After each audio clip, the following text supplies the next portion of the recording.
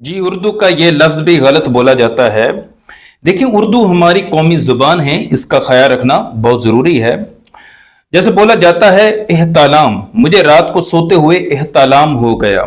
यह गलत बोला जाता है, सही है इहतलाम। ता के नीचे जेर जेर बोला जाएगा। इहतलाम इहतलाम का मतलब है ख्वाब में नापाक हो जाना।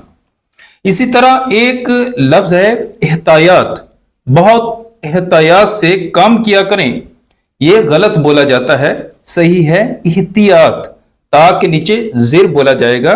इहतियात इहतियात का मतलब है बचाव, परहेज वगैरह। इसी तरह एक और लफ्ज है ओहद। नबी अकरम सल्लल्लाहु अलैहि वसल्लम ओहद पहाड़ पर तशरीफ ले गए तो ओहद पहाड़ हिलने लगा।